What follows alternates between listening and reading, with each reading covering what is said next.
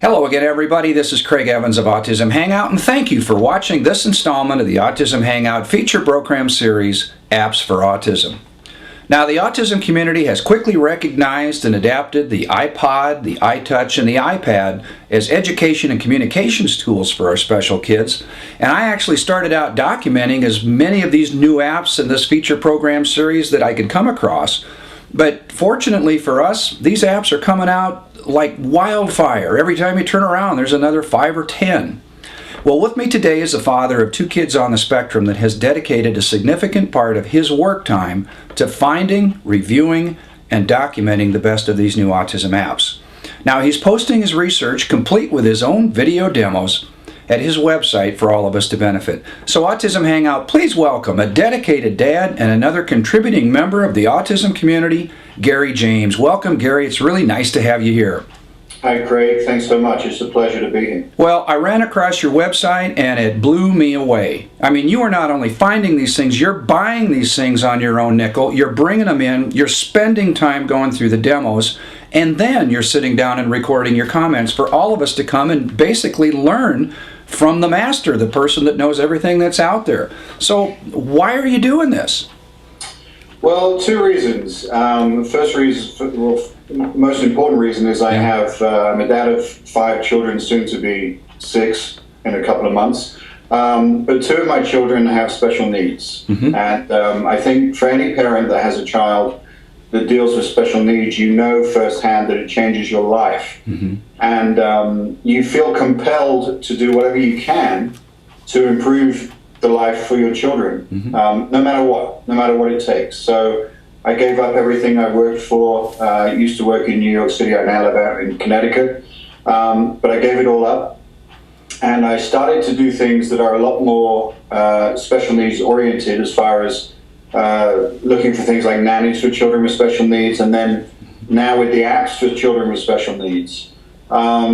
Because I believe the app side of this and the iPad and all the other tablets that are coming out is definitely the future, and it's the way that we are eventually going to learn in school. I think it's the beginning of the end of textbooks, as far as having 10 or 15 textbooks in your backpack. Mm-hmm.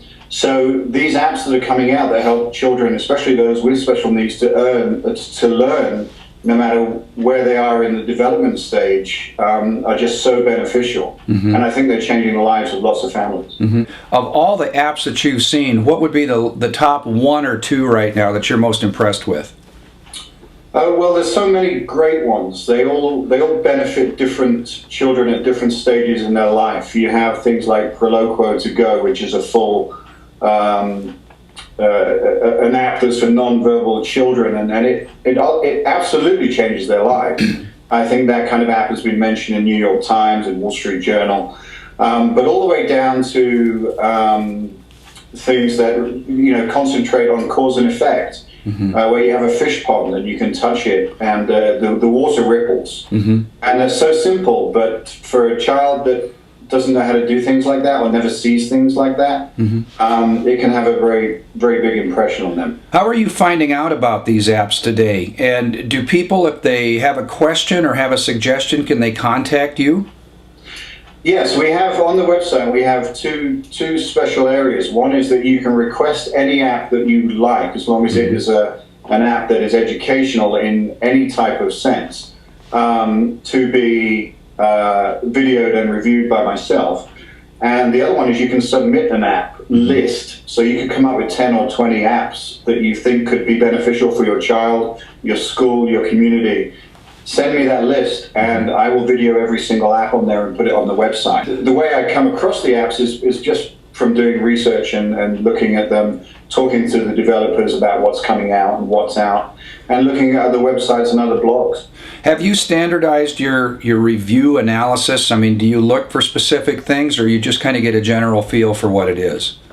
I play with the app for quite some time, and I guess I get a sense of feeling from what that could offer other people. I don't rate any apps. I don't give any positive ratings. I don't give any negative ratings, because every app could be good for somebody else, mm-hmm. even if it's not good for me. So I just show what the app can do, and leave the decision making up to you. Let's give people the address of your website now. The long definition of this is apps for children with special needs, but you have an acronym for it. It's A4CWSN.com. But again, that stands for Apps for Children with Special Needs. That's correct. Now, both you and I have looked at a lot of these apps and talked with a number of the developers. And I'm quite sure that, like me, you have also found these people to usually have somebody with an issue, like a child on the spectrum or a child with special needs. That was their motivation to build it in the first place. But we all seem to have the same universal agenda. We all want to bring this to the autism community so all our kids can benefit. Have you pretty much found that true among the people you've spoken to as well? Yeah, absolutely. You know, it's just like I said, it's going to be the future eventually of how our children will learn. So it's very important. And you and I have also talked about the importance of collaboration in the autism community. And I've offered you this, but I want to tell the Autism Hangout viewers as well. I would love to invite you back on a regular or semi-regular basis where you could give us reports on what you found to be some of the best apps that are out there. But we'll try to stay on top of this. So if that's okay with you. That's great. I would love to do that. I talk to new developers every day, all over the country, all over the world. Even down in Australia, we talk to people almost every day.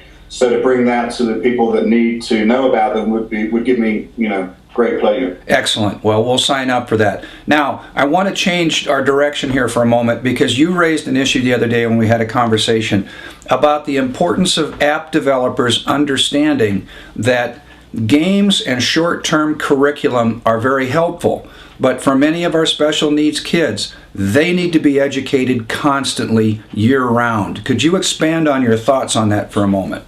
Sure. This first popped in my head when my own son, who would go to school and then, during the summer would have very basic schooling, kind of like a summer school. He's only 5. When he would go back to school, there would always be some drop-off from where he was. And we all know what it's like in the summer. We all know how hard it is to do, sit down with your child at a desk and do paperwork and all that sort of thing. But for children with special needs, they need schooling 365 days a year. Obviously not literally, but they need that constant learning in order to be able to progress at a rate that they need to progress to keep up with the other children. Even if they're 1 or 2 years behind, or 5 or 6 years behind, they need more schooling than we're used to giving, kids that go to school on a regular basis. They need more. So, sorry, go ahead. Okay, but I wanted to interject this for the developers that are watching the show at this particular moment. You folks are doing a fantastic job. We have no criticisms. We are thrilled by the fact that you keep bringing us new apps that we can go out and test and our kids can benefit. But there is a call and a need for ongoing curriculum, for something that you could start and possibly add upgraded programs. But we're looking for ways to keep our kids connecting and growing throughout the entire year. Gary and I would like to encourage you, please, to start looking at this form of curriculum. I agree. It's hugely important. It's like putting a whole 3-month curriculum on an app. And it can be repeated year after year after year. It's not rocket science here. We need that summer school to be available whenever we need it to be available. When we go on vacation, when the kids are off in spring break, we need that stuff to continue 24/7. And for you teachers and your therapists out there that are listening to this show, if you have ideas for apps, please send them to either Gary or send them to me at Autism Hangout, and we will in turn turn them over to this wonderful roster of developers out there that keep providing these tools for our special kids. Yeah, we'd love to do that. We have, on the list is over 200, nearly 300 developers that we have on our computers. So to talk to any of them and give them ideas, it's very easy, so I'd be more than happy to do that. This is fantastic. Gary, I thank you so much for what you're doing for our kids, and I thank you for dedicating your time and your own personal resources to help ferret out some of these better programs for our kids, and at least to be able to define what's there so we as parents can self-select and find better tools.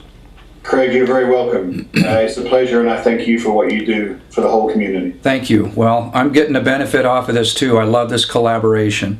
And Autism Hangout, thank you for tuning in. It's nice to have you here as well. If you have ideas and suggestions for these new programs, please send them in and we'll put them in the right place. So Gary, thank you again for being here today. Let's give that address, your URL, one more time for folks. Yeah, it's the number 4, CWSN.com. That's apps for children with special needs.com, A4CWSN.com. Thank you, folks. I'll be back again soon.